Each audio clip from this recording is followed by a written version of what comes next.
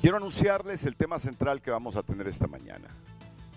¿Recuerdan ustedes que hace aproximadamente un mes hablamos que la cumbre mundial del clima se iba a desarrollar en Bakú, Azerbaiyán?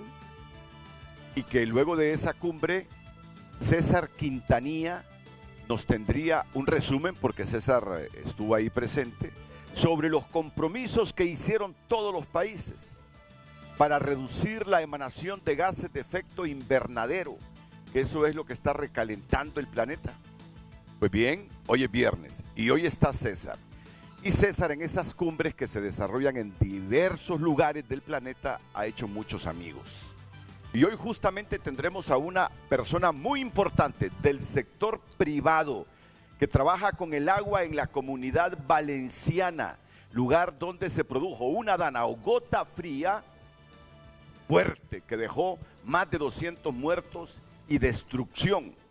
Pues tendremos justamente a esta persona del sector privado que nos va a acompañar para hablar de cambio climático. Estuvo presente en esa COP29 en Bakú y estoy seguro que el programa resultará interesante porque es deber de todos nosotros crear conciencia sobre cómo puede cada uno de nosotros contribuir a reducir ese deterioro de nuestro planeta.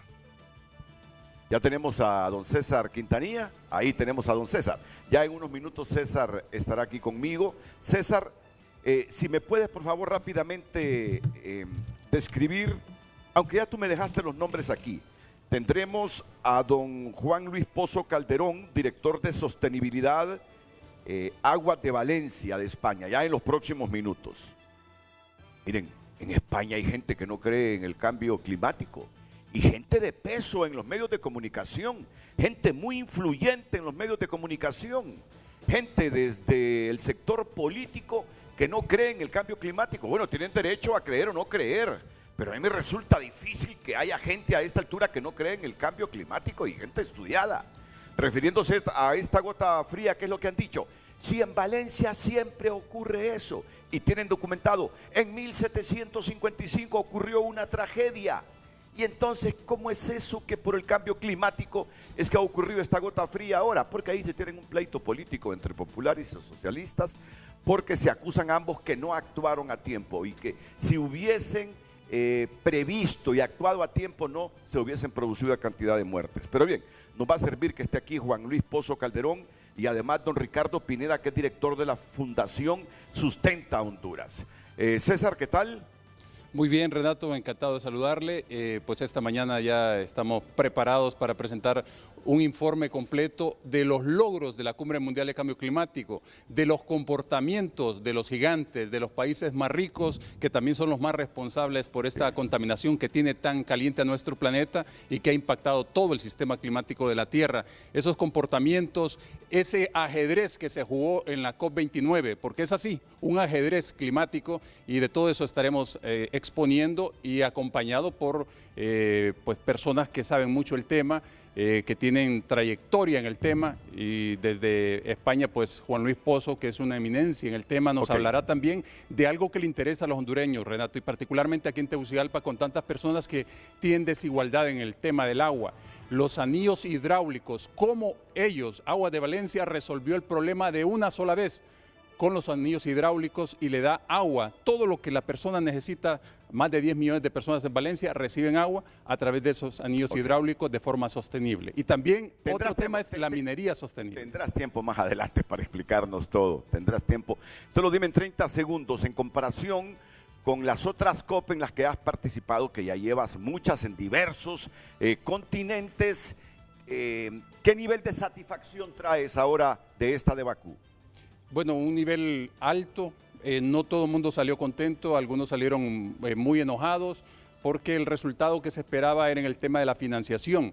Al final se triplica la financiación para nuestros países en desarrollo y otros pues esperaban muchísimo más por la crisis aguda del clima en este momento y cómo está golpeando a los países. Entonces diríamos que hay satisfacción por un lado, insatisfacción en otro, pero es normal. Lo importante es que se está avanzando. Muy bien, muchas gracias César. Ya estarás aquí acompañándome en el set y la conexión también con Juan Luis Pozo don Calderón. Y ya está listo también don Ricardo Pineda en los próximos minutos. Solo te voy a delegar otra responsabilidad para que prepares hoy la pregunta del frente a frente en el que tú participarás para divulgarla en los próximos minutos, por favor, ahí con Lucecita Madrid. Don César Quintanilla hoy nos va a colaborar en la construcción de la pregunta. Este es el tema amplio que anticipamos, vamos a desarrollar en la próxima hora, 50 minutos aquí en Frente a Frente de Canal 5 de la Corporación Televicentro. De don Edwin Salazar, director de ALPAR, Asociación Latina de Pacientes Renales.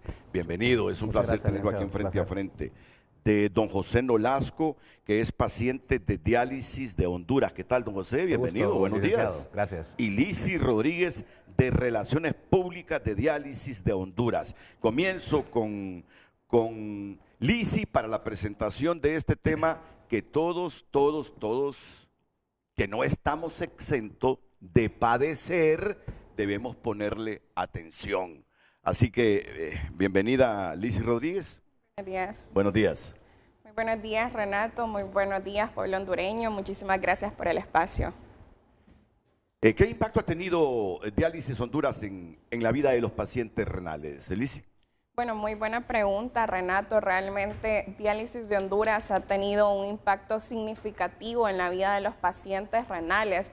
Imagínense ustedes que les llegue la noticia que van a ser pacientes renales. Va a ser una noticia devastadora, ¿verdad? Pero con Diálisis de Honduras se ha podido apoyar al paciente renal mediante brindar un tratamiento de calidad, donde hemos dado una segunda oportunidad a los pacientes renales, una esperanza de vida, donde tenemos pacientes que tienen con nosotros dializándose por más de 24 años, 25 años, y esa es nuestra mejor carta de presentación, porque son pacientes que gracias al tratamiento que se le brinda en Diálisis de Honduras, ellos pueden continuar una vida digna. ¿Tienen ustedes programas educativos o campañas para concienciar a la gente a prevenir esta enfermedad? Claro, bueno, les comento, a nivel nacional en Honduras hay más de 4.500 pacientes renales, ya llegando a 5.000 prácticamente, y son enfermedades bases que provocan la insuficiencia renal, que es la diabetes y la prevención. Les comento que Diálisis de Honduras, y lo puedo mostrar, sí, es aquí tenemos una revista que se llama MediPlus, es nuestra segunda edición. Trabajamos para prevenir estas enfermedades crónicas mediante campañas de prevención renal. Vamos a diferentes lugares a nivel nacional. En marzo llevamos a cabo la campaña de prevención mundial, donde hemos alcanzado a más de 8.000 personas. Entiendo que ustedes como empresa están certificados y tienen acreditaciones también. Así es, tenemos acreditaciones internacionales que garantizan la calidad de tratamiento que realizamos, y estas certificaciones internacionales han permitido, ¿verdad?, que mantengamos una excelencia de calidad y sobre todo también que podamos seguir llevando un tratamiento de calidad a los pacientes renales. Muchas gracias, Lisi, muchas gracias. Don José Nolasco, a mí me gustan las experiencias personales. Que la gente que ya padece la enfermedad narre su experiencia para que nos ayude a concienciar a todos. Yo estoy expuesto también a padecer de insuficiencia renal. Usted que está ahí en el comedor está expuesto a eso. Usted que ya se está poniendo la corbata para irse a trabajar. Hoy es viernes, hoy no va con corbata. Pero también está expuesto a padecer de esta enfermedad. Háblenos desde el momento de su diagnóstico y cómo ha sido su vida. El licenciado le va a ceder la palabra a José Nolasco. Discúlpeme, sí. José, disculpa. Licenciado Renato, gracias por el espacio y a todo el pueblo hondureño que nos está sintonizando. Y como usted acaba de mencionar, ningún hondureño está exento, ninguna persona está exento de ser paciente renal.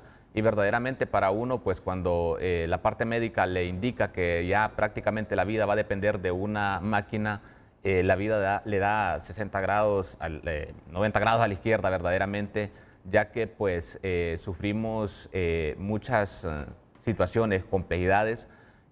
Como lo dijo la licenciada, pues actualmente contamos con un tratamiento de calidad. Mi persona tiene 15 años de ser paciente renal, pero también una de las luchas que nosotros como pacientes, como representantes hemos hecho, de que desgraciadamente en nuestro país no contamos con todo un tratamiento integral. Sí. Solo contamos con el tratamiento de hemodiálisis, pero los demás medicamentos, exámenes, valoraciones médicas, desgraciadamente no las contamos. ¿Y cómo ha sido su recorrido padeciendo esta enfermedad con el servicio que presta Diálisis de Honduras? ¿Cómo se siente usted? No, prácticamente pues como vuelvo y repito, son 15 años y mis condiciones físicas, yo prácticamente pues trabajo, hago diversidades de funciones, pero como vuelvo y repito, desgraciadamente no contamos con un tratamiento integral y en el cual a veces eso viene a tener nosotros complicaciones, y cuando vamos al sector público no contamos a veces con los medicamentos, con las atenciones a la inmediatez, y así pues desgraciadamente, y suena cruel lo que voy a decir, pero mucho compañero a veces fallece por no contar con todo ello. José, pero usted se mira bien, es decir, es coherente lo que me está diciendo con lo que usted refleja. Yo lo miro a usted y diría, ese hombre está sano, no padece ninguna enfermedad, se mira muy bien. Correctamente, y agregar esto, pues, de que nosotros por eso hemos exigido, y aquí está mi persona, 15 años de ser paciente renal, y yo, como le digo, llevo una vida prácticamente normal, donde hago diversidades de funciones, laboro, estudio, hago cualquier, algo normal como una persona que no tuviera esta condición. Muy bien. Don Edwin Salazar, ya les decía que don Edwin Salazar es el director de ALPAR, Asociación Latina de Pacientes Renales. Sabemos que los pacientes renales enfrentan grandes desafíos, ¿verdad? En Honduras, no digamos, desde su experiencia, ¿cómo evalúa usted el tratamiento y los cuidados de salud que ofrece esta empresa Diálisis de Honduras? Los desafíos, el licenciado Renato, es de décadas, la lucha del paciente renal para obtener un servicio, primero gratuito, y que sea con calidad y calidez. La empresa Diálisis de Honduras ha ofrecido por más de 20 años un servicio que ha permitido que el paciente lleve una vida, ¿verdad?, que se integre nuevamente a la sociedad, brindando esos horarios adecuados, los programas que mencionaba la licenciada Lisi. Y son desafíos, licenciado Renato, que con el tiempo y con el cambio de administraciones tienen sus variantes, ¿verdad? Sí. Remontándonos en la actualidad, ha habido muchos desafíos en los cuales el paciente renal se ve muchas veces obligado, incluso a nivel de protesta, por algunos inconveniencias o desavenencias con las autoridades. La Secretaría de Salud, en este sentido, licenciado Renato, hay un antes y un después con el ex ministro, y la actualidad, la actual ministra de Salud ha iniciado procesos en los cuales pues ha habido ciertas inconsistencias, ella las ha detectado, ha enmendado el camino. Hay una resolución 520 que es bien clara, licenciado, que venía hablando de situaciones de la administración pasada, pero que ahora vemos que hay una anuencia, licenciado Renato, de la ministra en arreglar esta situación, en enmendar esas luchas, esas desavenencias que hay, porque sí hay algunas cuestiones legales que son los entes que se van a encargar de todo eso, pero a la larga la nueva ministra ha puesto manos, ha visto claridad en el camino y se ha asesorado bien, y para el próximo año 2025 tiene una licitación pública abierta que va a permitir que el paciente mejore la calidad de vida. Muy bien. Siempre, bueno, a mí me gusta dar estos datos para mayor comprensión de la temática que abordamos. La insuficiencia renal es una afección que provoca que los riñones pierdan la capacidad de eliminar los desechos y equilibrar los fluidos. Y hay insuficiencia renal crónica. Es una enfermedad crónica de los riñones que lleva a la insuficiencia renal, y hay insuficiencia renal aguda, afección en la que los riñones dejen de filtrar los residuos de la sangre repentinamente. Por eso yo les sugiero que a la par del servicio que prestan a la gente, a los hondureños, dupliquen, tripliquen, cuadrupliquen las campañas de concienciación en el país, porque eso es fundamental. Decirle a la gente, tales hábitos, tales comportamientos pueden llevarlos a insuficiencia renal, aunque también se puede padecer no necesariamente por malos hábitos, ¿verdad? Sí, correctamente. Bueno, recordar que la parte médica lo que indica que los principales factores es la diabetes y la hipertensión, sí, pero así hay otros factores, lo que es la automedicación, claro, algo patológico que ya viene con un daño renal, a veces el papá luego lo hereda al hijo. Alimentación también, alimentación. Y uno de los principales factores es la mala alimentación, que hoy desgraciadamente el pueblo hondureño lo lleva o lo llevamos incluso, porque como les digo, una hamburguesa, la Coca-Cola, la Racto, todo eso suele bueno, pero el daño que está ocasionando. Se van con ese mensajito, con esa sugerencia respetuosa, ¿verdad? Claro que sí. A duplicar los presupuestos para hacer más campañas todavía de concienciación con la gente para prevenir la enfermedad. Bueno, les agradezco. Y te felicito, Nolasco, te felicito. Gracias. Cualquiera de nosotros puede estar expuesto a eso, totalmente, por los factores que tú dijiste. Totalmente. Y desde esa perspectiva te veo con respeto y con admiración. Y mantente así. Gracias, licenciado. Y a todos los pacientes renales. Muchas gracias, licenciado. Muy bien, entonces, ¿ya está lucecita? Madrid, ya preparamos, digo, yo me incluyo, yo esta vez no participé en la elaboración de la pregunta, pero lucecita con César Quintanilla.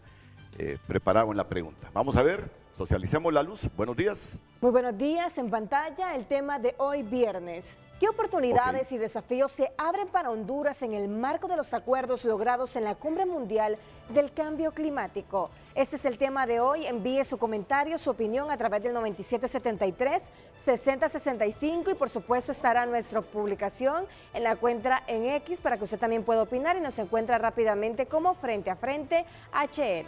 Recuerde opinar en base a la pregunta de hoy viernes. ¿Qué oportunidades y desafíos se abren para Honduras en el marco de los acuerdos logrados en la Cumbre Mundial del Cambio Climático? Hay diferentes medios para opinar. Nuestro WhatsApp 9773-6065 y nuestras cuentas en redes sociales Frente a Frente HN. Redes sociales fue presentado por La Curazao. Todo noviembre Black Friday. Las ofertas más esperadas del año. Garantizamos los mejores precios. Aparte de César Quintanilla, se suma Ricardo Pineda, director de la Fundación Sustenta Honduras. ¿Qué tal, Ricardo? Muchísimas gracias. ¿Cómo estás? Todo bien por Bienvenido. acá. Gracias por la invitación. Y ya haciendo los últimos ajustes, Juan Luis Pozo Calderón, director de sostenibilidad de la empresa Aguas de Valencia, España. Pues bien, ya tenemos a Juan Luis Pozo Calderón. Juan Luis, ¿qué tal? Buenos días, buenas tardes para usted en España. ¿Qué tal? Buenos días. ¿Qué tal? ¿Me escucha? Muy bien, excelente, ¿Sí, me excelente, Juan Luis. Sí, ¿me escucha? Perdón un segundito que se me dio la cámara. Muy bien, lo escuchamos bien. Buen audio. Un placer estar aquí con los compañeros de Honduras. Un placer desde España estar con vosotros. ¿Qué tal? ¿Cómo se comportó César Quintanilla en esa cumbre de Bakú? Pues se portó como se porta siempre, como un grandísimo profesional y como un grandísimo experto. Es una de las personas que más admiro en todos los aspectos por su gran trabajo que ha realizado.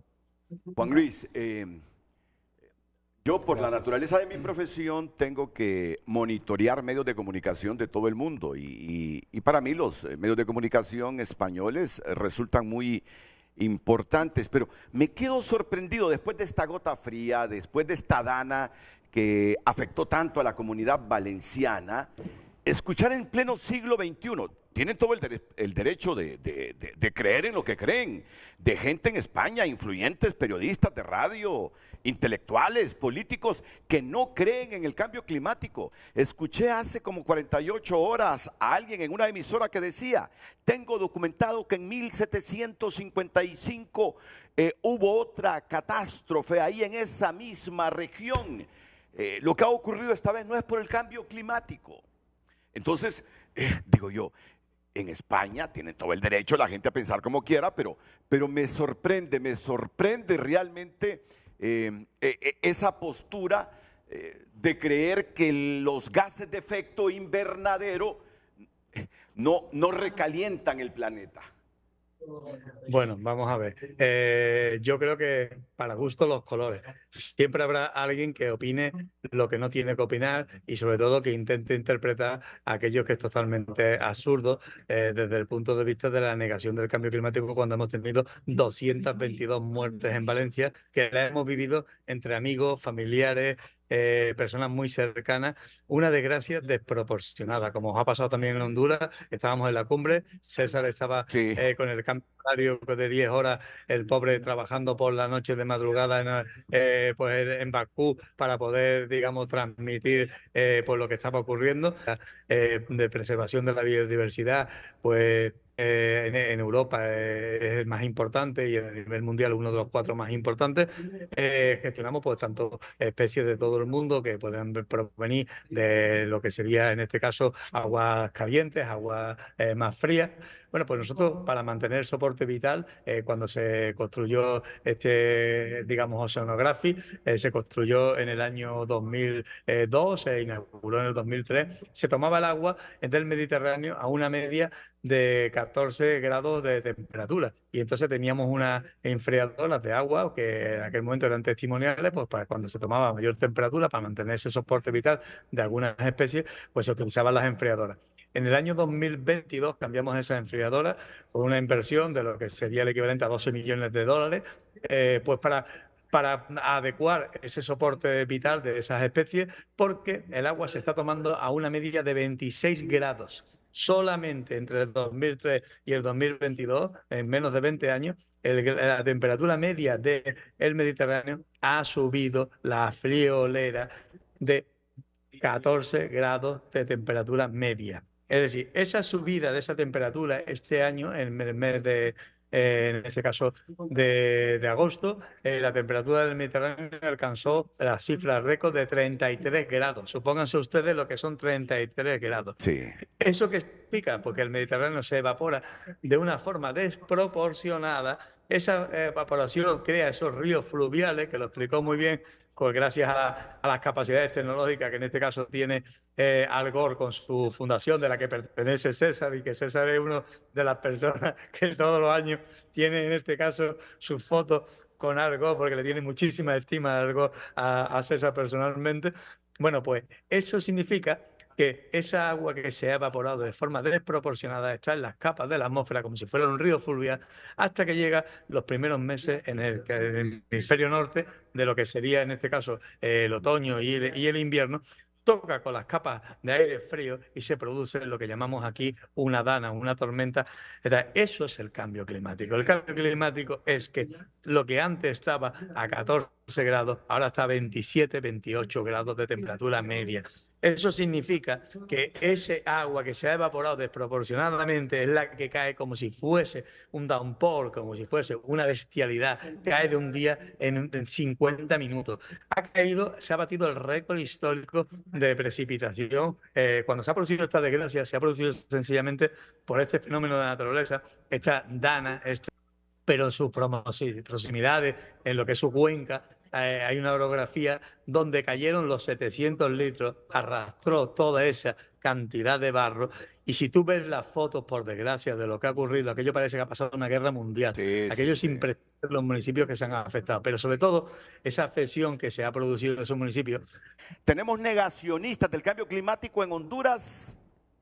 Claro, el tema central no es venir a debatir ¿por qué existen negacionistas del cambio climático? Es que ya ese no es el tema central, Renato, porque la ciencia lo dejó claro. O sea, antes, cuando el protocolo de Kioto decía que existe la posibilidad de que el ser humano tenga incidencia en el tema de cambio climático, ahora no, existe la certeza en el Acuerdo de París que el ser humano tiene una incidencia y ha calentado el planeta, y por eso es que estábamos todos metidos allá, más de aproximadamente 70,000 personas provenientes de todo el mundo, y por eso es que estaban allá 1.770 grupos que representan a los fósiles queriendo trabar las negociaciones climáticas. O sea, se enfrenta allá una batalla para avanzar en el tema del cambio climático, y que la gente afuera replique estas campañitas que hacen las transnacionales del petróleo, gas y carbón, a mí me da hasta... De ahí provienen las campañas negacionistas del cambio climático. De ahí provienen. Bueno, yo reto a los hondureños, cuando digo reto, lo digo con respeto, porque primero lo que decía Juan Luis, tenemos que respetar las opiniones, pues. Pero los desafío hoy para que argumenten, hoy que tengo expertos aquí en el set y desde Valencia, España, que planteen sus posturas, sus argumentos, el por qué no creen que hoy tendrán respuestas valiosas y oportunas. Solo déjame preguntarte algo antes de hablar de la COP29, Juan Luis. ¿Tú eres de la Comunidad Valenciana o sos andaluz? ¿O eres andaluz? Yo soy andaluz, pero afincado profesionalmente en la Comunidad Valenciana. ¿Desde hace cuánto? ¿Desde hace cuánto? Desde hace 10 años. Ah, claro, no, ese acento es imperdible. Acento andaluz, ¿verdad? Es imperdible. Yo dije, está desde Valencia, pero no puede ser valenciano, tiene que ser andaluz. Y no me equivocaba. Ah, bueno, quiero darles estos datos. Te va a llegar hoy mucha opinión negacionista del cambio climático, Luz. Luz, te va a llegar hoy mucha opinión negacionista del cambio climático. Así que te sugiero que estés atenta a estas opiniones. ¿Sí? Muy bien. Pues bien, un insumo más. Del 11 al 22 de noviembre de 2024, la ciudad, y al final, ¿cómo quedamos? ¿Es Bakú o Bakú? Bakú dicen uno, lo que pasa es que tiene el acento. Ah, bueno, sí, tiene acento es Bakú. Debería ser Bakú, ¿verdad? Pero el nivel de temperatura alta que ha experimentado el Mediterráneo en las últimas décadas. de hecho, en la cumbre mundial, ahí estaba el panel, el IPCC, y estaba la Organización Meteorológica Mundial.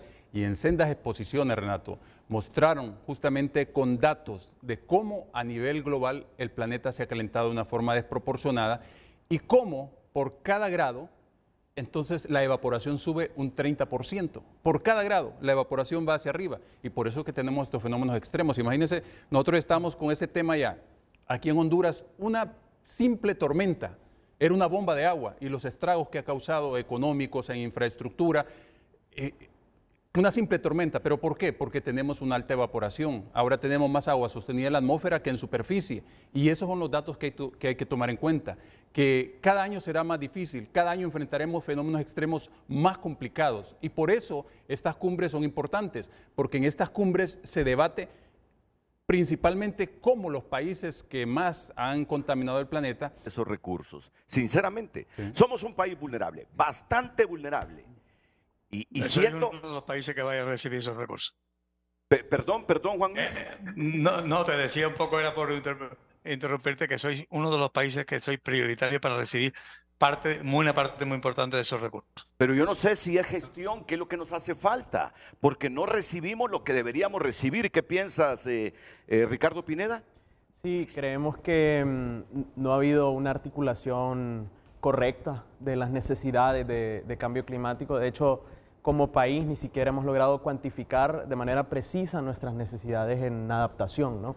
Y solo quiero decir, Renato, que el tema de cambio climático es tan amplio. Ahora las Naciones Unidas habla de una triple crisis planetaria, porque el tema de la contaminación, por ejemplo, el tema de plásticos y todo eso, el tema de la pérdida de biodiversidad y el cambio climático, los tres hacen una incidencia que las Naciones Unidas comenta que es el impacto más grande que va a enfrentar la humanidad en toda su historia. Entonces, y en los tres no estamos haciendo mucho. Cuando habla del plástico, mira, se ha intentado regular el plástico de un solo uso en el país. ¿Y tú crees que miren, yo no estoy contra las empresas, yo no estoy contra los generadores de empleo, yo no estoy contra los generadores de riqueza, porque el país necesita generar riqueza para después distribuirla a la gente. Pero no puede ser que en esa generación de riqueza, los que se dedican a hacer plástico de un solo uso en Honduras se impongan a los legisladores hondureños. Los legisladores de Honduras no han podido regular el plástico de un solo uso por el poder que tienen las empresas que generan el plástico de un solo uso en Honduras. No puede ser, y tú me lo estás mencionando ya como un factor que está deteriorando el planeta. Y justamente ahora hay unas negociaciones en Busan, en Corea, para negociar un mundo sin plásticos, y son más de 60 países los que están presentes. Honduras lamentablemente brilla por su ausencia, ¿no? Entonces, desde sociedad civil, nosotros como Sustenta Honduras y otros grupos también buscamos eso, ¿no? Se llama elevar la ambición, pero más que ambición, nosotros lo vemos como que se haga lo que se tenga que hacer, como dicen, ¿verdad? En sentido de materia ambiental y climática. ¿Por qué? Porque somos nosotros los jóvenes y sobre todo los niños y las niñas quienes vamos a heredar las consecuencias de la inacción del día de hoy. Entonces, imperativo elevarlo. Juan Luis, me estás obligando a leer más sobre ese fenómeno del Mediterráneo. Cada vez menos agua en el Mediterráneo, agua que se evapora, que está sostenida y en un momento determinado cae en un solo sitio donde no está lloviendo con aquellas trombas de agua que destruyen lo material y lo humano, ¿no? Realmente que me impacta lo que nos ha relatado, sí. Mira, yo te quería también aportar sobre los 300.000 millones, ¿vale? Porque es muy importante. Los medios de comunicación muchas veces tienen la información a medias, por desgracia, porque no les dan los datos adecuados, ¿vale? Aquí se planteaba dos problemas a nivel mundial. El primer problema, por desgracia, es la geopolítica. Tenemos un riesgo tremendo de que determinados países abandonen lo que es, en este caso, el Acuerdo de París, porque consideren que no están en su estrategia y no vayan a cumplir. Son, desgraciadamente, los grandes países que deberían de aportar recursos, pero hay un problema que la gente desconoce, y es que este planteamiento de quiénes son los que financian esa transición que es totalmente obligatoria. Desde Europa se entiende como obligatoria. Europa lidera el que se ayude en esta, digamos, porque al final es un riesgo global. Europa considera que si no ayudamos desde el punto de vista de estos países que están en vías de desarrollo, finalmente el problema lo tendremos todos, como se ha sufrido en Valencia. Es decir, el problema lo tenemos y ocurre. Pero aquí hay un problema de origen del año 95 o 97 con el protocolo de Kioto, de que hay países que se consideraban que estaban en vías de desarrollo, como pueden ser China, como puede ser India, que son los grandes emisores mundiales de CO2 y que no Arabia participan. Saudita. Y Arabia Saudita, que no participan en la aportación de fondos. Entonces, el acuerdo de 300.000 euros, que parece, de 300.000 millones de dólares, que parece que no es importante, se ha conseguido gracias a Europa, porque Europa planteó la necesidad de que el acuerdo que se había hecho en la época de Obama, donde se aprobó los 100.000 millones de dólares, este acuerdo tenía que triplicarse como mínimo ante la posibilidad de que Estados Unidos deje de aportar a partir del año 2025, porque amenace. No se pueden salir del Acuerdo de París desde el punto de vista de que tienen que esperar un ciclo de 4 años. Es un tema estratégico que se incluyó para que evitar que un país en sus ciclos electorales se pudiera salir, pero sí puede dejar de aportar. De hecho, si deja de aportar, entonces Europa lo que pretendía de alguna manera era que no se podía dejar fuera de cobertura a los países en desarrollo, como puede ser Honduras, que tienen que recibir esos fondos, que había que incrementar esa dotación, que había que incrementarlo con los conceptos mínimos que serían llegar a esos 300.000 millones. Se estuvo discutiendo hasta qué punto se podía llegar, pero Europa, el problema es que los va a poner los 300.000 millones y por tanto asume la cuota que le corresponde a Estados Unidos, que es lo que nos ha contado. Posiblemente Estados Unidos deje aportar, los va a aportar Europa. Esa es la aportación de Europa a países hermanos como pueden ser en este caso Honduras. Y yo creo que ha sido un grandísimo salto porque los pequeños países que son los más, digamos, que han sufrido y que sufren este tema, cuando amenazaron que se retiraban en el último momento, se les cogió los pasillos y se les dijo, si se retiran ustedes, hasta el 2035 los que triunfan son los que no quieren poner dinero.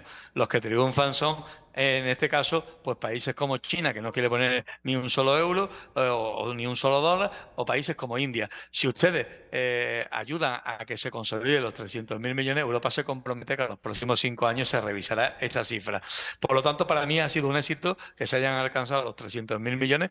Nosotros en España estamos haciendo distintas charlas pues para explicar las conclusiones de la COP y la estamos poniendo como muy positiva, porque si no se llega a haber acordado este acuerdo, se hubieran quedado los 100.000 millones que son totalmente insuficientes, que no sirven absolutamente para nada y no se hubiese podido revisar. Y hubiesen salido triunfantes países que en este caso no están apostando ni están aportando ni un solo recurso, como puede ser China, puede ser India. Por lo tanto, yo considero que países como Honduras se van a beneficiar de que se haya incrementado de 100.000 a 300.000 millones, porque son países que van a sufrir mucho los efectos del cambio climático y desde Europa, pues lo que consideramos y por lo que apostamos por este tema es que no podemos luchar para un problema global si tenemos una transición injusta. La transición justa es la que ayuda a luchar para un problema global. Es decir, si todo el mundo está alineado con el problema y todo el mundo estamos ayudándonos unos a otros, podremos encontrar como sociedad mundial, no ya con nuestras diferencias y con nuestras grandes distancias muchas veces, que todo lo vemos en clave particular y nos miramos el ombligo. La única forma de luchar contra esa diferencia y contra esa, digamos, es que el mundo de verdad pues tengamos una capacidad de hacer frente. ¿Qué pasaba? ¿Qué decían los países pequeños? Pues que se está invirtiendo más en los problemas bélicos y las guerras que lo que se va a invertir en cambio climático. Y eso es una realidad. Pero ese problema de los conflictos bélicos, por desgracia, nos está superando a todos. Es lamentable que estemos en la situación que estemos, que el mundo vuelva a situaciones del siglo XX que tendríamos que haber pasado. Pero yo considero que mientras solucionamos esos otros problemas, hemos dado un grandísimo avance con los 300.000 millones. Europa ha apostado muy fuerte, Europa apoya totalmente a Centroamérica, apoya totalmente a Honduras y seguimos apoyando y por lo tanto estamos muy contentos y lo hemos explicado en España en 2 conferencias en las que yo ya he participado sobre las conclusiones de la COP, donde consideramos muy positivo el hecho de que hayamos llegado a ese consenso de los 300.000 millones. Muy positivo, de verdad, hemos dado un avance tremendo. Yo quiero profundizar sobre esto después de la pausa. Sinceramente, esas aportaciones que hace Europa y otros países, es criticable que la India y que la República Popular China no lo hagan, Arabia Saudita no aporten también, pero de esos 100.000 que se aportaban, recibimos algo. De los 300.000 millones de dólares que se han comprometido a aportar hasta el año 2035, ¿qué nos pasa a nosotros? Es que como gobiernos no hay capacidad de gestión o no convencemos cuando pedimos, aunque partimos de una premisa, somos un país supremamente vulnerable que agudiza sus problemas a raíz del cambio climático. Entonces, ¿qué es lo que nos ha pasado? Creo que es oportuno hoy que está aquí Juan Luis Pozo Calderón, César Quintanilla y Ricardo Pineda que nos expliquen eso, que nos expliquen ese puntito realmente, después de la pausa comercial. A través de X, las personas opinan, el cambio climático es una realidad, pero por el hecho de que el planeta Tierra cumple ciclos conforme a su edad biológica, vivimos ya una era glacial, eso sirve para resetear la vida sobre la Tierra, vuelve a comenzar cada cierto tiempo, el ser humano quizás incidió. Verónica opina, la transición hacia una economía baja en carbono puede generar empleo en sectores verdes, como energías limpias y manejo de residuos. Ismael Ochoa, de nada sirve que hagan todo ese esfuerzo de reuniones tras reuniones sobre la temática del cambio climático si no se enamoran primero a Donald Trump pidiendo su colaboración. Recordemos que en el mandato anterior se retiró del Acuerdo de París. José Adalberto, Dios quiera que en vez de estar diciendo pasemos ya a hacer algo, por el cambio climático. Sofía, a través de cooperación técnica, Honduras puede acceder a conocimientos y tecnologías innovadoras para mejorar prácticas agrícolas sostenibles y combatir plagas forestales como el gorgojo descortezador del pino. Honduras puede aprovechar nuevos fondos internacionales para proyectos de mitigación y adaptación como energía renovable y agricultura sostenible. Son algunos de los mensajes, continúe enviándolos, también lo puede hacer a través de nuestro número de WhatsApp. Quiero que Juan Luis ponga atención a esto porque a mí me tiene impactado lo que me ha dicho hace algunos minutos fuera de cámara Ricardo Pineda. Me tiene impactado, me tiene asombrado y no entiendo la postura de mi país en esta COP29, sinceramente no la entiendo. No sé si estoy solo impactado, estoy molesto, enardecido. Por favor, ¿qué planteó Honduras en esta cumbre de la COP? Bueno, nosotros como organización nos dimos cuenta de la mala noticia de que no se va a mejorar la política climática del país, es decir, no se va a aumentar la ambición, lo están viendo como un compromiso.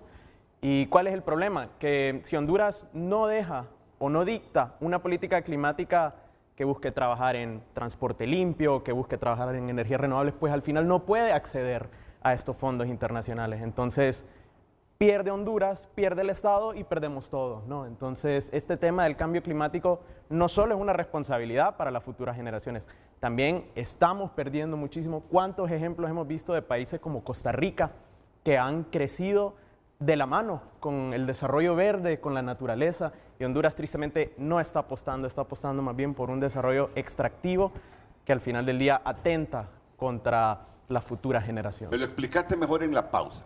Me lo explicaste más sencillo en la pausa.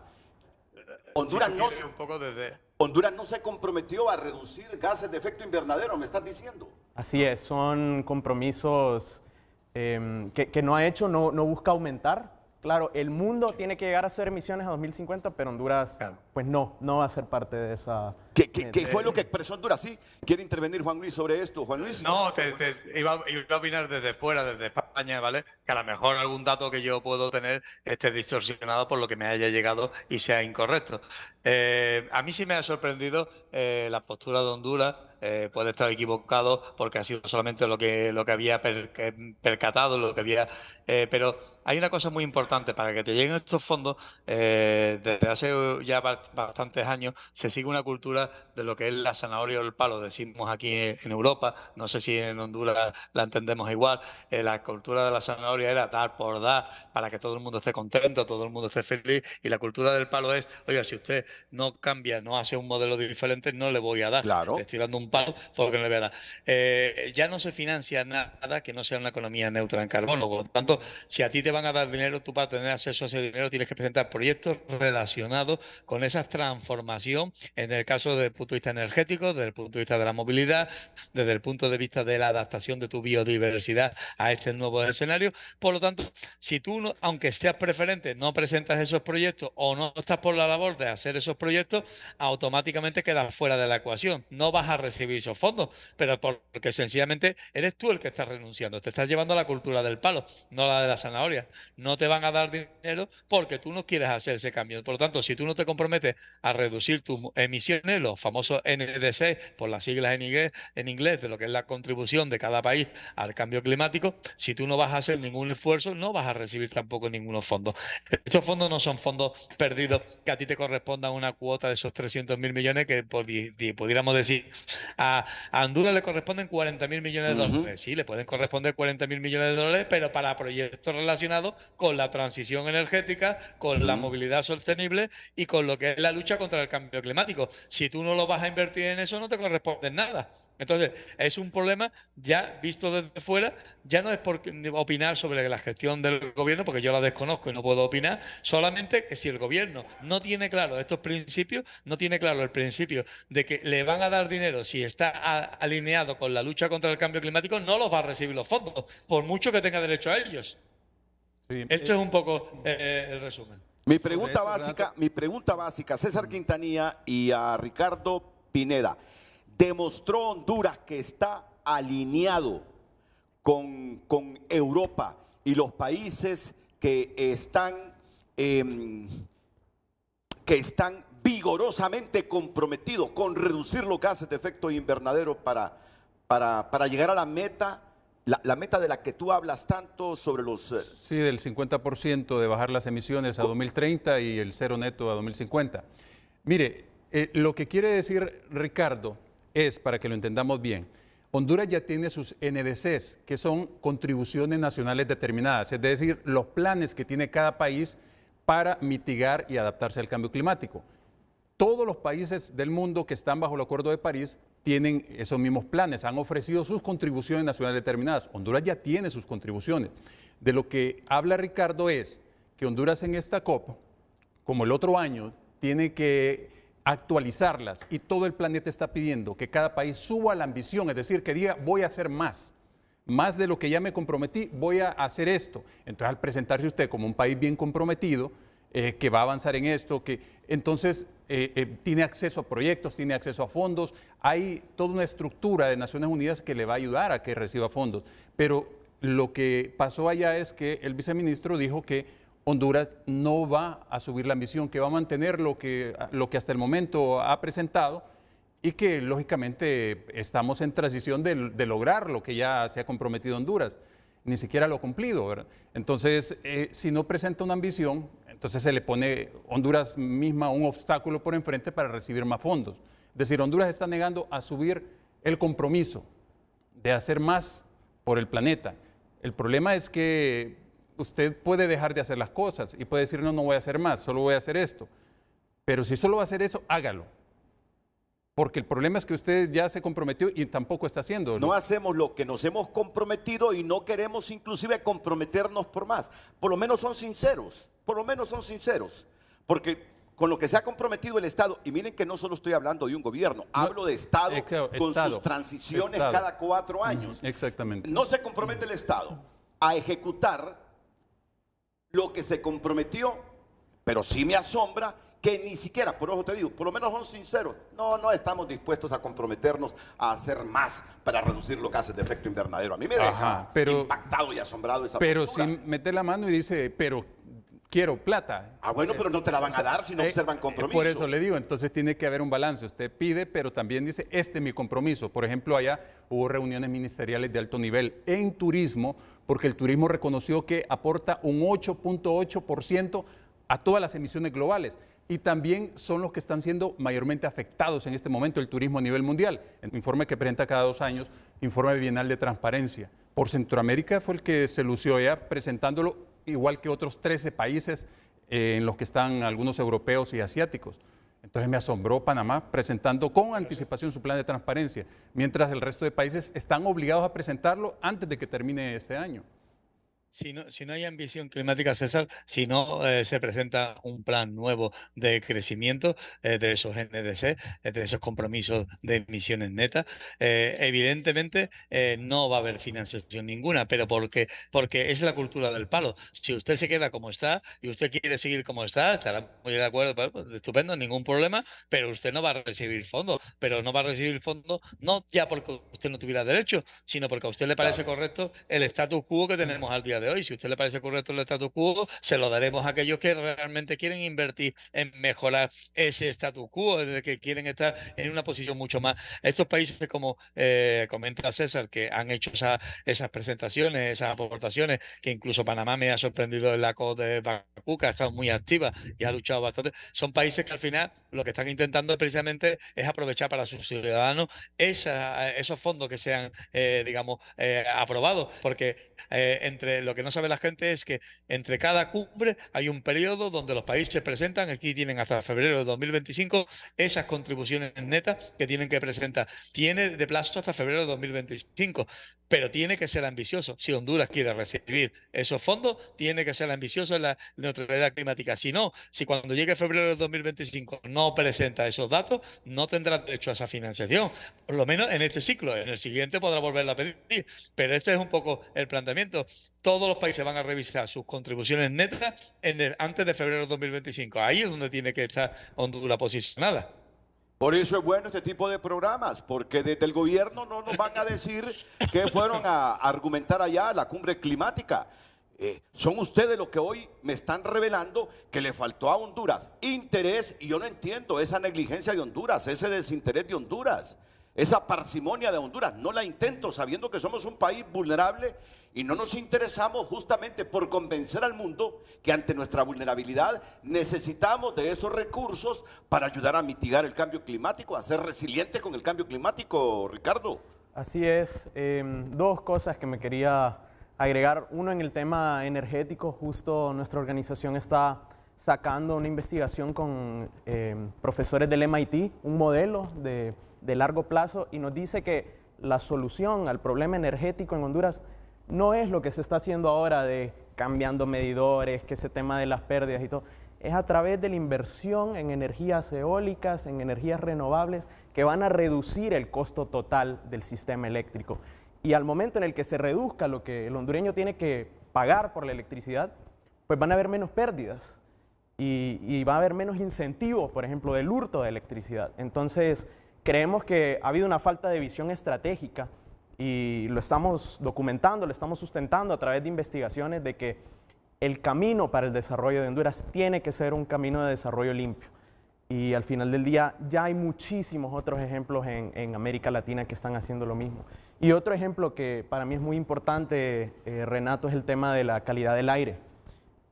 Acaba de salir un estudio de la Universidad de Chicago poniendo Honduras en el top 3 de países a nivel mundial que más necesitan monitoreo de calidad de aire. ¿Por qué? Porque cada hondureño en promedio pierde 2 años de vida por la calidad de aire. Es que es una exposición a una calidad de aire mala prolongada, ¿no?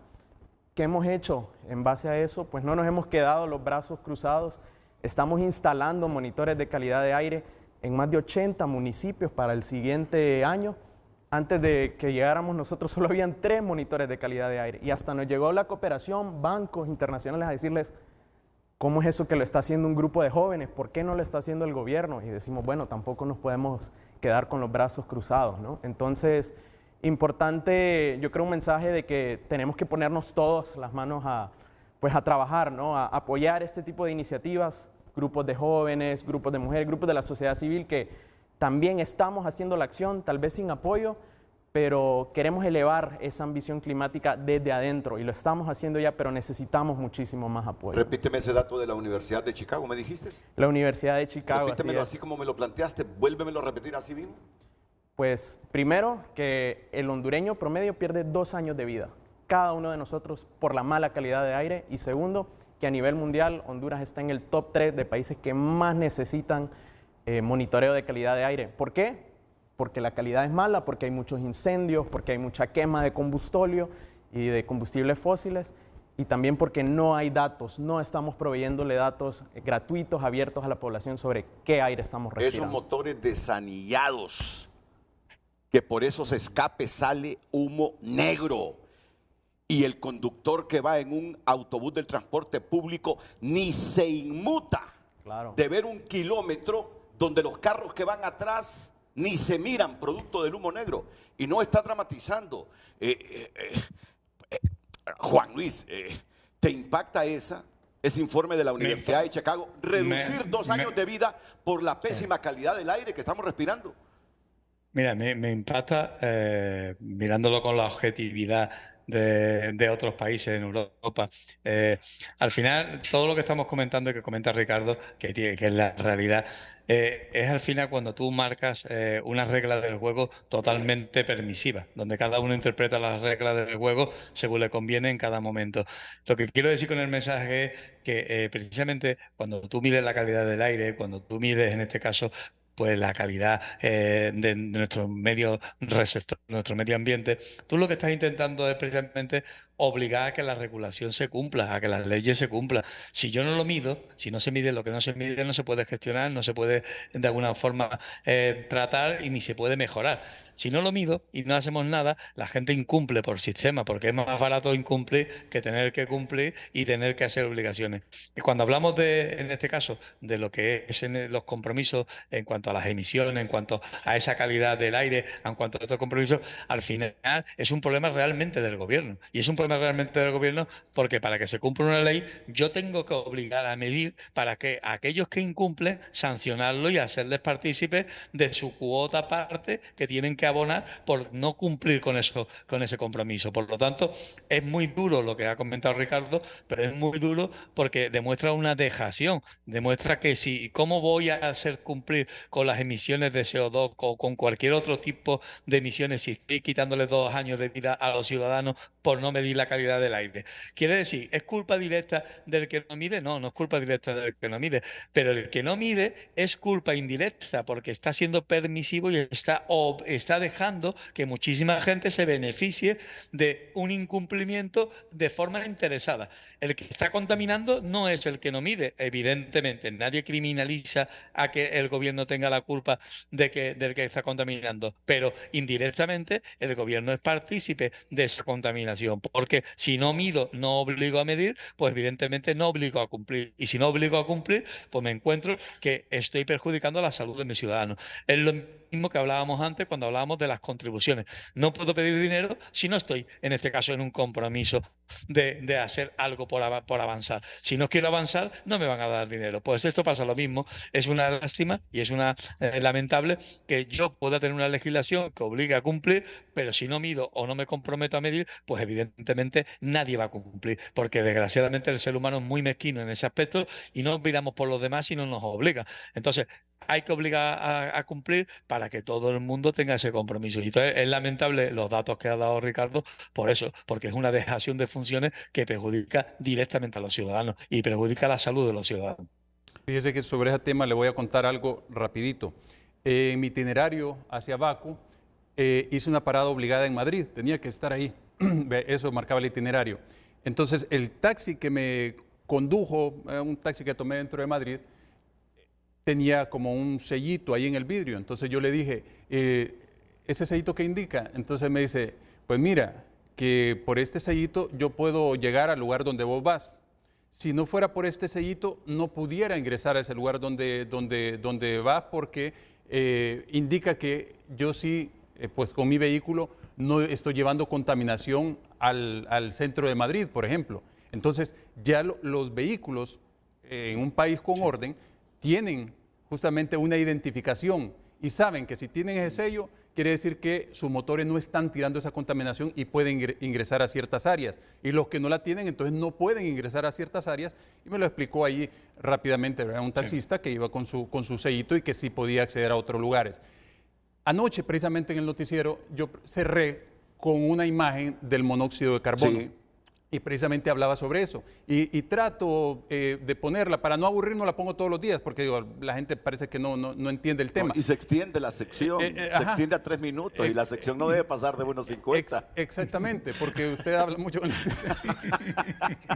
Entonces, cada quien defiende lo suyo, mira. Espéreme, no, entonces yo digo, la gente entenderá que cuando yo digo que esa cantidad de monóxido de carbono le va a afectar en su salud.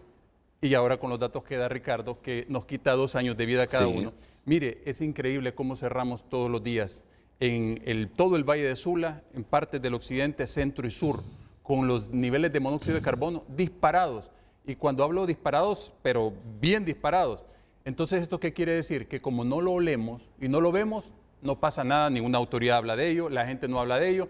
A mitad de año que tuvimos el domo de humo, ahí sí todos, como miramos el humo, estamos contaminados y todos nos estamos muriendo y tuvimos programas acá y todo. Sí. Pero como ese es un gas que no lo vemos ni lo olemos, entonces creemos que no existe, pero nos está contaminando. Solo por mencionar uno de los gases, ¿verdad? Claro. Que forman parte de esa cantidad de gases que nos tienen ahora en un top 3 a nivel mundial como país altamente contaminado y que nosotros como ciudadanos estamos bajando nuestra expectativa de vida porque no hacemos nada. Mira, le quiero hacer una pregunta a Juan Luis. Dime. Juan Luis, el plástico de un solo uso, ¿cómo lo tienen ustedes regulados en España? Está prohibido, en Europa está prohibido. Está prohibido por una legislación europea en la cual se ha prohibido y se ha traspuesto a todos los países de la Unión Europea una legislación donde ese plástico ya no es admisible. Uno de los grandes problemas, y ahí tenemos nosotros muchísima experiencia como los oceanográficos de Valencia que os comentaba antes, de recuperación de lo que es la contaminación de nuestros mares, nuestros océanos por esos microplásticos, esos plásticos, se ha eliminado el que eso no tuviera fondo desde el punto de vista de que se siguiera contaminando, prohibiendo los plásticos de un solo uso. Todos esos plásticos han terminado en cantidades desproporcionadas, ingentes, en el Mediterráneo, en los mares, en lo que es nuestra biodiversidad, y estamos contaminando la alimentación que nos comemos todos los días. Por lo tanto, ese plástico ya está prohibido. Y por lo que decía César, para explicarlo también de cara a lo mejor a que lo entiendan las personas que a lo mejor no han tenido esa suerte, por lo que decía Ricardo, en Europa se mide la contaminación que los ciudadanos respiran para garantizar esa calidad de vida. Será o no proporcional, pero desde luego. Y entonces hay zonas en las ciudades que estaban muy contaminadas, que se llaman ahora zonas de bajas emisiones, pero por la sencilla razón de que ya no se admite que se contaminen más. Como no se admite y están medidas en continuo diariamente. Por lo tanto, los vehículos que acceden a esa zona son vehículos que no van a aportar mayor contaminación, porque los ciudadanos que viven en esa zona, que estaban muy contaminadas, tienen que tener esa garantía de que los poderes públicos, los gobiernos, garantizan que la calidad de vida en esa zona sigue siendo apta. Y por lo tanto, ya no entra un vehículo que no tenga una etiqueta. Y si entra, por ejemplo, el equivalente, digamos, en dólares, pues te ponen una multa de 300 o 400 dólares por entrar con tu vehículo, aunque sea 2 minutos, 1 minuto o 10 segundos, porque además te identifican sobre la marcha y te multan sobre la marcha con las cámaras que están de tráfico en toda la ciudad para evitar que esos vehículos entren. Por lo tanto, a César le pudo llevar un vehículo que lo que realmente era que garantizaba la salud de los ciudadanos, porque no iba a incorporar mayor contaminación. Y eso se lleva en Europa, pues precisamente para garantizar, pues no sé si serán 2 años de vida, pero desde luego para garantizar que no se pierden esos años de vida por la contaminación de la ciudad. Si son 2 o son 3, como pasa por desgracia en Honduras, por lo que ha comentado Ricardo, lo que os puedo garantizar es que en Europa eso es muy estricto. Y es la aplicación del gobierno. La legislación del gobierno, la obligación del gobierno es medir para garantizar que se cumplen esos requisitos. Si tú no mides, nadie cumple. Entonces, ese vehículo, si hubiese entrado un vehículo que no hubiese llevado esa etiqueta para llevar a César a su hotel, le hubieran puesto una multa inmediata de $400, con lo cual ya no hubiese entrado más. Claro, claro, claro, claro. Mira, y te preguntaba eso del plástico de un solo uso, porque hace unas 4 legislaturas, ni siquiera estaba el gobierno de Xiomara Castro. La Comisión Ambiental en el Congreso, si mal no recuerdo, era la Comisión del Ambiente, ahí estaba el diputado Yuri Sabas, intentaron regular el plástico de un solo uso. Mira, lo intentaron, pero los intereses económicos se impusieron al interés público del Congreso Nacional. Y el plástico de un solo uso, tú lo ves en las calles de Tegucigalpa, lo ves en las calles de San Pedro Sula, lo ves en las carreteras. Es impresionante. Una reflexión de un minuto. Que conste, no estoy contra la riqueza, contra los generadores de empleo, contra aquellos que crean riqueza y que la pagan en tributos después, su rentabilidad, luego los tributos, para que nos sirva a todos. Pero ahí tiene un empresario. No estoy contra ese modelo, ese empresario. Ahí está este señor empresario que le puede decir cómo se puede ser sostenible y no estar peleado con el desarrollo. Pero haciendo bien las cosas. Por eso lo aclaro, yo no estoy contra los que generan riqueza en el país, pero ¿cómo es posible que prime más esos intereses de rentabilidad que el admitir que utilizar el plástico de un solo uso deteriora el planeta? Miran que Europa ya lo tienen prohibido. Lo tienen prohibido. Claro, pero sobre todo ten en cuenta una cosa, que el problema en Europa, ninguno de los empresarios se ha arruinado precisamente por cambiar el modelo económico. Sencillamente, lo que les han obligado los empresarios, y finalmente el empresario sigue teniendo su rentabilidad, es a cambiar el modelo productivo. ¿Habrá tenido que hacer una inversión? Pues claro, pero en Europa además se las financia, se les ha ayudado en esas inversiones. Los digamos, fabricantes que antes fabricaban plásticos de un solo uso, ahora fabrican plásticos reciclables. ¿Habrán tenido que cambiar su maquinaria? Correcto, ahí está el problema, Bueno, pero los empresarios siguen trabajando, siguen ganando dinero y ahora venden plástico que es acorde a las necesidades del ciudadano, a las necesidades del medio ambiente. Antes vendían un plástico que por razones X hemos demostrado durante los últimos años que no era, digamos, la mejor solución ni para el ciudadano ni para el medio ambiente. Pues nadie se ha perdido su negocio por cambiar el modelo productivo y de hecho la Unión Europea ha ayudado a la transición de esos modelos productivos a un modelo productivo más eficiente y han cambiado ese modelo efectivo. A mí sí me sorprende que estas cosas que discutimos muchas veces, que al final se imponen a nivel mundial, se haga a regañadientes, porque al final, hoy en día, pues el Fondo Monetario Internacional, el Banco Mundial, todo el mundo tiene fondos, que la Unión Europea tiene muchos fondos para ayudar a estas transiciones a países en desarrollo, con los cuales estas transiciones hoy en día, cuando ya se ha implantado en un país, los cambios legislativos ya ningún país se los inventa por sí mismo, sino que copia lo que ya han hecho otros países más avanzados y lo han desarrollado y copia los mismos modelos de financiación, los mismos modelos, busca la financiación. Existe financiación del Banco Mundial, del Fondo Monetario Internacional, pues para hacer esta transición. Ahí tiene que haber otro tipo de intereses que no se quiere cambiar, pero porque no se quiere cambiar. Si se quisiera cambiar, realmente no es tan traumática el cambio. Es un cambio solamente de voluntad de adaptar a lo que se ha hecho en otros países y está demostrado a nivel mundial que eso, que en Europa se ha hecho como una legislación, ha tenido su transición, ha tenido su coste, pero al final ha sido efectivo y se ha llevado a cabo. Pues al final el que no se quiera hacer es porque muchas veces son miras pequeñas, miras a corto plazo de la protesta de uno de otro que te dice, ni se te vaya a ocurrir cambiar esto que a mí me perjudica. Oiga, que le voy a ayudar para que cambiemos el modelo, pero que ya se ha cambiado en Europa y se debe de cambiar también aquí en Honduras. No hay que rasgarse las vestiduras. Claro, pero es que mira que aquí invirtieron en una maquinaria para hacer plástico de un solo uso y después cuando le dicen hay que hacer esa transición, tienen que comprometerse con el planeta. No, pero es que invertimos 200 millones de lempiras y ¿cómo vamos a dejar esa máquina? Y entonces vienen y se imponen al interés público manipulando diputados. Un país así, no es Estado de Derecho, no está comprometido con el cambio climático, no está comprometido de pies, de cabeza a contribuir con el cuidado del planeta. Antes de la pausa, ¿querías decir algo, Ricardo? Solo decir que así es el tema de las termoeléctricas, por ejemplo. Claro, hay necesidad de electricidad ahora, pero ¿qué vemos? Primero, que son caras, que nos dañan nuestra salud y que al final del día no son sostenibles. Entonces, este tema de la sostenibilidad, solo quiero decir, es un tema amplio, es algo en el que todos debemos ser parte. Tal vez después de la pausa podemos hablar de las diversas iniciativas, voluntariados, tantas cosas que se pueden hacer para que no nos quedemos con los brazos cruzados. Pues yo les digo que todo lo que han dicho ustedes ha despertado el interés del viceministro del Ambiente. Es el que estuvo allá, ¿no? Sí.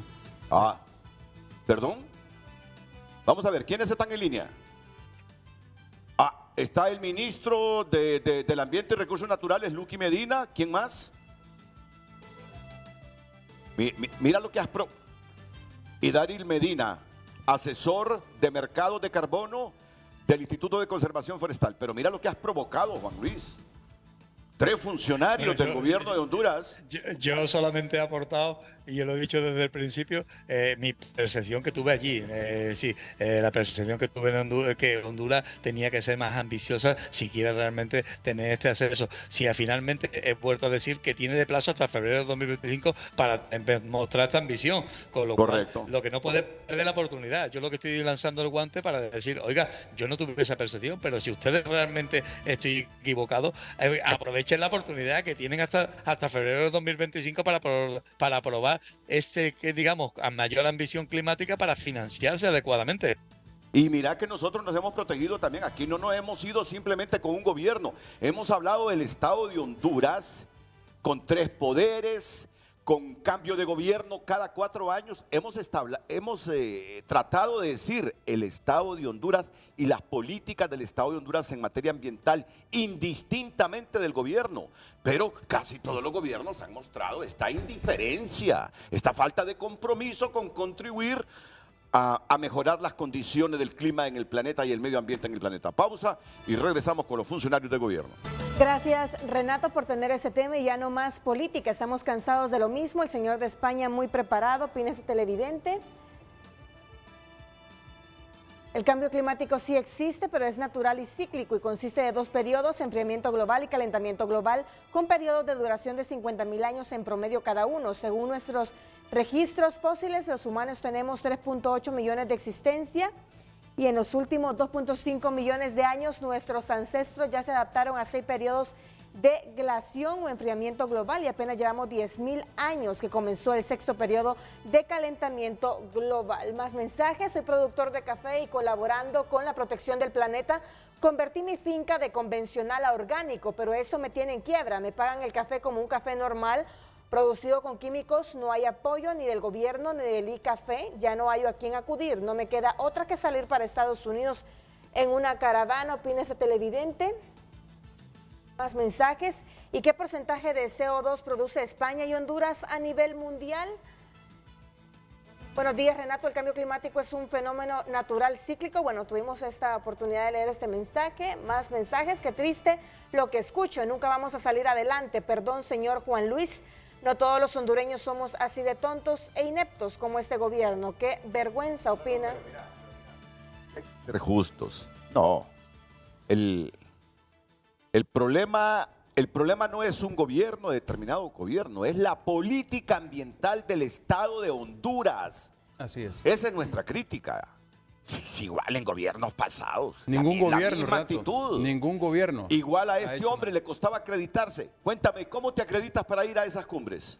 ¿Por el gobierno de Honduras? No, lamentablemente el gobierno ya no está acreditando a sociedad civil, ni a grupos de jóvenes, ni a grupos de mujeres. Entonces tuvimos que crear nuestra fundación hace 3 años y ir por un proceso para llevar a hondureños jóvenes. Y justo por eso es que pudimos tener a 5 jóvenes. Si no, no podrían participar los hondureños en estos eventos. Mira, César ha ido a algunas cumbres acreditado por otros países, no por el Estado de Honduras. Fíjese que yo me paso partiendo el alma todo el año, tratando de educar a los niños, a jóvenes, porque son los que están llevando y se van a llevar el peor escenario climático.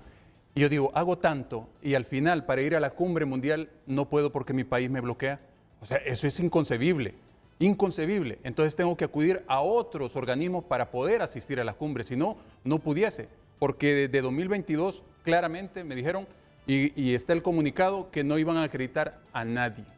Sí, Solamente gobierno, pero el año pasado fueron 137 personas. ¿Del gobierno?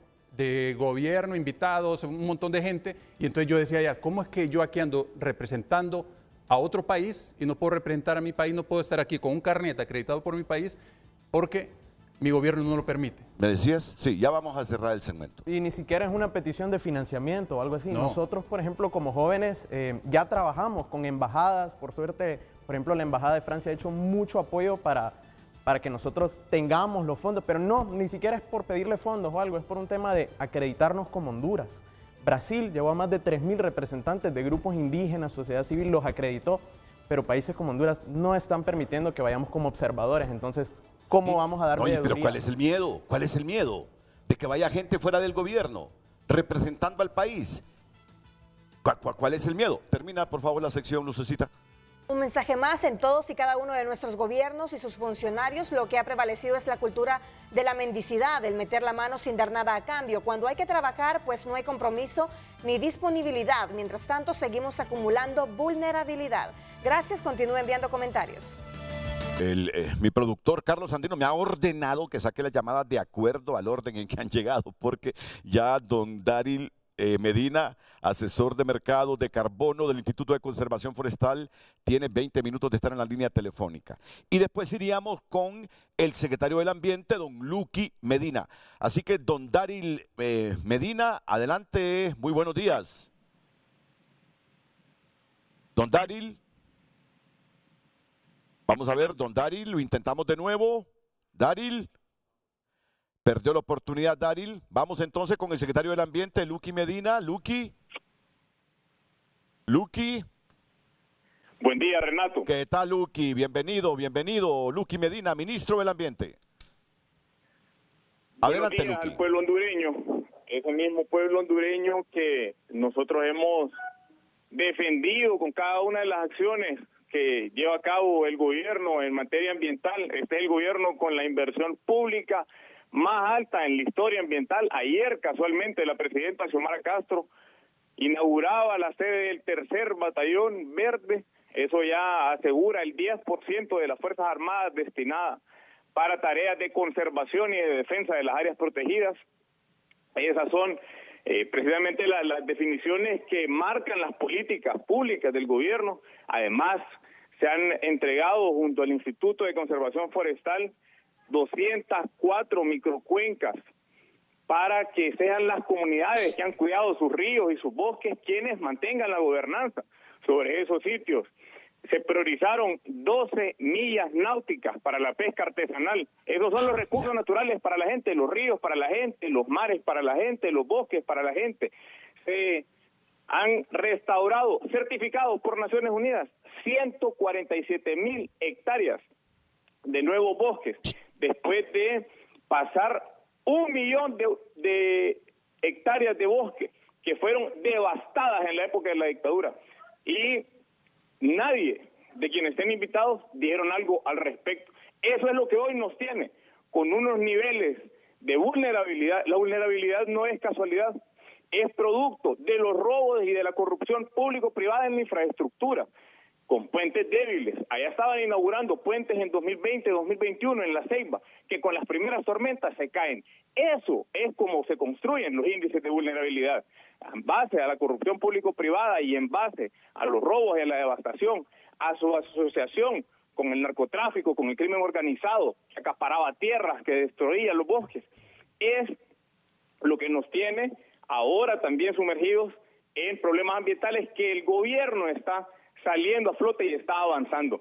Además, nosotros quisiéramos ser enfáticos en que la inversión pública es totalmente transparente y eso ha permitido altísima credibilidad para llevar a la presidenta Xiomara Castro como presidenta de la coalición de países con bosques tropicales. Nosotros no estamos aliados con falsa sociedad civil que se autorrepresenta o que se autodenomina. Y además, si bien es cierto, no se han acreditado ni en 2022, ni en 2023, ni en 2024.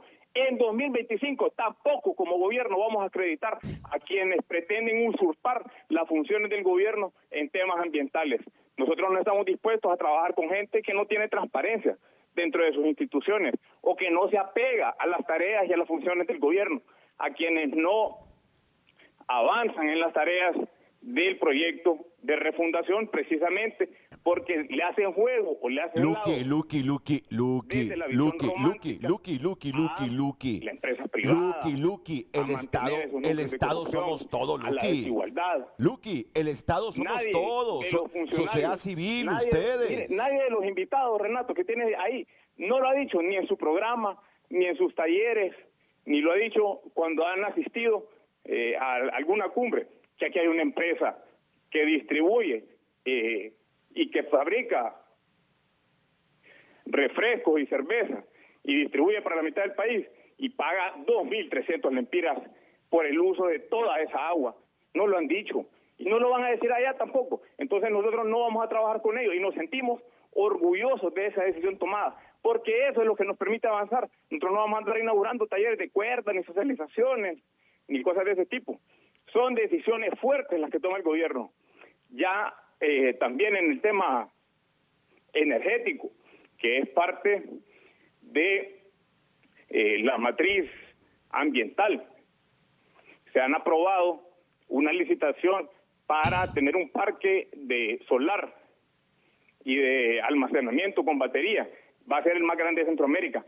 Esos son los avances que no se miden en 3 indicadores de las metas de país. Esos son los avances sustanciales del gobierno. Hacia eso es que se aspira, no hacia la visión romántica, equivocada, que no resuelve nada. Lucky, mira, tú sabes el respeto que yo te tengo, sos un joven, y quiero decir estas cosas porque es bueno, uno tiene que blindarse también en Honduras. Aprecio a tu padre, respeto a tu padre, pero no me parece justo que estés diciendo que la sociedad civil debe estar alineada con los objetivos del gobierno para que tú acredites a esa sociedad civil a que vaya también como Estado de Honduras a esas cumbres. Eso no me parece democrático, inclusivo, Lucky. Sinceramente te lo digo, con todo el respeto. Eso no parece democracia, Lucky. O sea que o hay que pertenecer al partido en el gobierno o estar alineado con los objetivos del gobierno, que no siempre, fíjate bien, la gente concuerda con algunas cosas de gobierno. Por lo tanto, deberían ser tolerantes en ese sentido. Yo creo que en esto del cambio climático, todos tenemos el mismo objetivo, que este planeta no se autodestruya, Lucky. Renato. Sí. Mire, las cumbres ya tienen espacios definidos. Están los espacios de negociación donde van los gobiernos y están los espacios de zona verde donde va la gente con esa visión romántica. Que vayan para allá, no tienen nada que andar negociando. Además, no pueden ingresar a la sala de negociación, no pueden hablar en representación del gobierno, no toman decisiones. Si lo que andan buscando es cómo mantener un modus vivendi para conseguir fondos, captar fondos que no reportan al gobierno, pretenden hablar de temas ambientales, no resuelven el problema y lo que hacen es vivir ellos mismos de esos temas. Eso es lo que hacen, Renato, eso es lo que hacen. Y aquí ojalá tengan la gallardía de aceptar y de decir cuántos fondos han movilizado ellos y los logros que han hecho en temas esenciales. Aquí ninguno de ellos ha presentado ni embalses comunitarios, ni represas, ni han presentado tampoco estrategias de restauración. Si eso es modus vivendi, las ONGs tienen más dinero que el gobierno en muchos casos y en muchos temas, y eso es necesario también replantearlo. Pretenden ser un gobierno paralelo y nosotros no nos vamos a prestar a ese juego. Ok, Lucky, te invito la otra semana para que hablemos y debatamos aquí, porque aquí nos importa que el Estado de Honduras contribuya con el mundo a reducir los gases de efecto invernadero y que aprovechemos las aportaciones que hacen muchos países para que vengan esos dineros a Honduras y nos ayuden a mitigar y ser resilientes ante el cambio climático. Ahí mi productor te va a decir qué día y espero que me aceptes la invitación como siempre lo has hecho. El ministro del Ambiente, voy con Juan Luis Pozo, que quiero verle la cara a Juan Luis Pozo. Juan Luis, tú eres romántico. Tú eres romántico en esta cumbre. Estás dentro de los románticos. No, mira, yo quería un poco, primero por una de las personas que había mandado un mensaje con todo el cariño al pueblo hondureño, pues decir de alguna manera que decía, no, mire usted, tenga usted cuidado que como me decía, como si yo tuviera una percepción, a todo lo contrario. Me parece que el pueblo hondureño tiene un nivel desproporcionadamente positivo, como todo el mundo, pues lo veo en los compañeros con los que trato y charlo, desde el punto de vista de que Honduras es un país que realmente lo que le falta es la oportunidad para avanzar, pero que tiene un cimiento y una capacidad tremenda, una gente magnífica, con lo cual que esta persona que puso, digamos, el mensaje, que no piense en absoluto que me parece que el pueblo hondureño es tonto, todo lo contrario. Y solamente, por no discrepar de este caso del ministro de Medio Ambiente, solamente voy a contar cómo se hace en Europa y después que cada uno saque sus conclusiones, ¿vale? Porque opinar siempre sobre lo que hacen los demás es muy fácil, dar opiniones relativas pues también tiene su riesgo, pero bueno, pues vean ustedes lo que hacemos en Europa, qué importancia le damos en Europa a que asista la sociedad civil a las cumbres del clima y después saquen sus conclusiones. En Europa, primero en las cumbres del clima hay 3 tipos de acreditaciones, ¿vale? Con lo cual no es cierto que en la zona azul, porque esto lo establecen las Naciones Unidas, esto no tiene nada que ver con ningún gobierno, ni es Honduras, ni es España, ni es ningún otro gobierno, esto es Naciones Unidas. Las Naciones Unidas tiene un criterio de que tiene que haber 3 tipos de acreditaciones en las cumbres del clima y le dan mucha importancia a una de ellas de este tipo, ¿no? Están los parties, que son en este caso los gobiernos, evidentemente, porque y nadie suplanta, y nadie en absoluto suplanta esas capacidades que tienen los gobiernos para tomar decisiones. Todo lo contrario, son las delegaciones oficiales ante Naciones Unidas las que tienen que representar a cada país y defender los intereses de ese país. Punto. Eso nadie lo ha cuestionado, pero es que aunque lo quisiéramos cuestionar, sería una aberración el decirlo simplemente, porque no va a ir nadie a defender los intereses de un país, sino la delegación de ese país. Con lo cual, si ese país no ha aceptado o no ha hecho bien las cosas, es por culpa de su delegación. No tiene nada que ver con los demás que han ido. Es ese país el que no ha hecho bien las cosas, el que no ha dado bien las instrucciones. Si no ha conseguido éxitos para su país o resultados para su país, es porque la delegación oficial que ha mandado ese país, que es la representación ante Naciones Unidas de este país, no lo ha hecho bien. Punto. Con lo cual, no puede culpar a ninguna otra persona que vaya. Luego tiene una segunda, esas son una acreditación tipo color fucsia. Lleva la gente como party, lleva esa acreditación. Luego está la acreditación azul, que son el mundo técnico, científico, que todos los países acreditan, porque todos los países lo que saben es que las cumbres del clima tienen 2 semanas. Una primera semana que es la semana, digamos, del conocimiento, la semana de la transferencia de conocimiento. Si no acreditas a este tipo de personas, no tienes transferencia de conocimiento, no adquieres transferencia de conocimiento, con lo cual tú necesitas que en la primera semana, que es la de transferencia de conocimiento, y el mundo avanza gracias a esa primera semana, tú tengas a gente que está intercambiando experiencia, está adquiriendo conocimiento, yo con César nos paseamos por muchas stands donde vamos a escuchar conferencias donde aprendemos muchísimo. En todas las cumbres del clima se aprende muchísimo. Y luego está la tercera parte que en Europa se le da el mayor valor, que son los observers de Naciones Unidas. Un observador de Naciones Unidas, como es Sustenta, como es la Fundación de Iniciativas de Cambio Climático, con la que ha ido César, son importantísimos para Naciones Unidas, porque Naciones Unidas lo que quiere y lo que exige y lo que pide es la retroalimentación de la sociedad civil, que no se quede en que esto es un chiringuito donde todos nos cambiamos, las creamos entre unos y otros. Quiere saber qué piensa esa sociedad civil, qué opina esa sociedad civil, qué aporta. En Europa se le da una importancia tremenda a la sociedad civil.